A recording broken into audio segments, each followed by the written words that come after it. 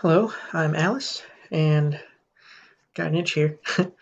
um, Welcome back to Alice's Never-Ending Stories, and this is our last chapter of The Island of Dr. Moreau by H.G. Wells. And it is chapter 22, The Man Alone.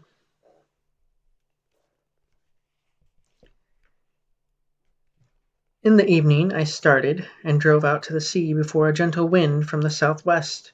Slowly, steadily, and the island grew smaller and smaller, and the lank spire of smoke dwindled to a finer and finer line against the hot sunset. The ocean rose up around me, hiding that low, dark patch from my eyes. The daylight, the trailing glory of the sun, went streaming out of the sky, was drawn aside like some luminous curtain, and at last I looked into the blue gulf of immensity which the sunshine hides, and saw the floating hosts of the stars. The sea was silent, the sky was silent. I was alone with the night and silence. So I drifted for 3 days, eating and drinking sparingly, and meditating upon all that had happened to me, not desiring very greatly then to see men again. One unclean rag was about me. My hair was a black tangle. No doubt my discoverers thought me a madman. It is strange, but I felt no desire to return to mankind. I was only glad to be quit of the foulness of the beast people, and on the third day I was picked up by a brig from Apia to San Francisco. Neither the captain nor the mate would have believed my story, judging that solitude and danger had made me mad, and fearing their opinion might be that of others, I refrained from telling my adventure further, and professed to recall nothing that had happened to me between the loss of the Lady Vane and the time when I was picked up again, the space of a year. I had to act with the utmost circumspection to save myself from the suspicion of insanity. My memory of the law, of the two dead sailors, of the ambuscades, of the darkness, of the body in the cane-brake, haunted me, and unnatural as it seems, with my return to mankind, came, instead of that confidence and sympathy I had expected, a strange enhancement of the uncertainty and dread I had experienced during my stay upon the island. No one would believe me.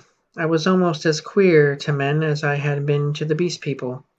I may have caught something of the unnatural wildness of companions. They say that terror is a disease, and anyway or anyhow I can witness that for several years now a restless fear has dwelt in my mind. Such a restless fear as a half-tamed lion cub may feel. My trouble took the strangest form.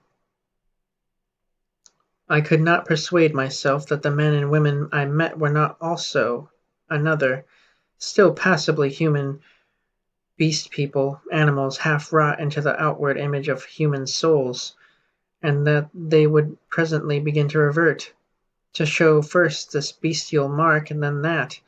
But I have confided my case to a strangely able man, a man who had known Moreau, and seemed half to credit my story, a mental specialist, and he has helped me mightily, though I do not expect that the terror of that island will ever altogether leave me. At most times it lies far in the back of my mind, a mere distant cloud, a memory and a faint distrust. But there are times when the little cloud spreads until it obscures the whole sky. Then I look about me at my fellow men, and I go in fear. I see faces, keen and bright, others dull and dangerous, others unsteady, insincere, none that have the claim authority of a reasonable soul. I feel as though the animal was surging up through them, that presently the degradation of the islanders will be played over again on a larger scale. I know this is an illusion, that these seeming men and women about me are indeed men and women forever, perfectly reasonable creatures, full of human desires and tender solicitude, emancipated from instinct and the slaves of no fantastic law, beings altogether different from the beast folk. Yet I shrink from them, from their curious glances, their inquiries and assistance, and long to be away from them alone. For that reason I live near the broad free downland, and can escape thither when this shadow is over my soul. And very sweet is the empty downland then, under the wind-swept sky. When I lived in the London the horror was well nigh insupportable. I could not get away from men. Their voices came through windows, locked doors were flimsy safeguards.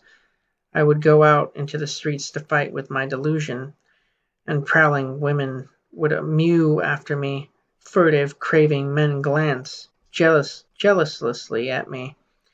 Weary, pale workers go coughing by me with tired eyes and eager paces, like wounded deer dripping blood.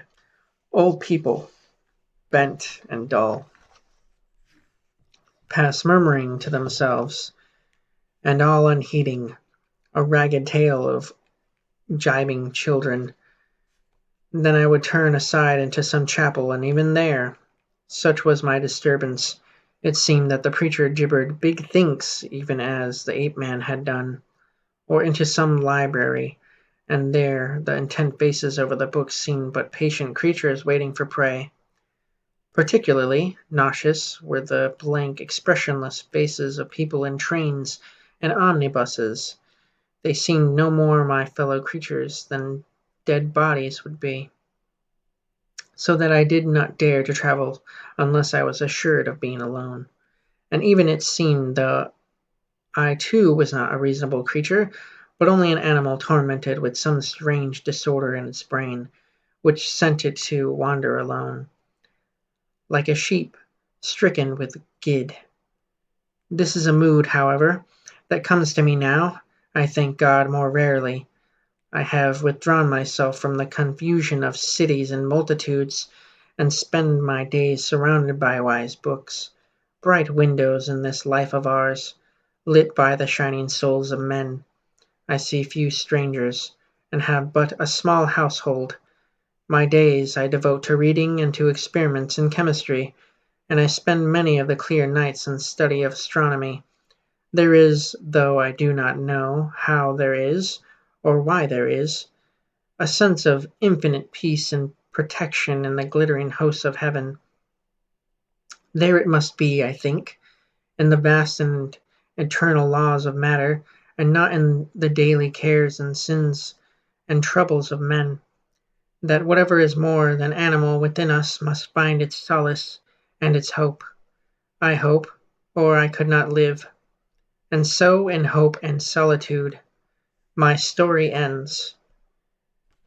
Signed, Edward Prendick. I don't know what you see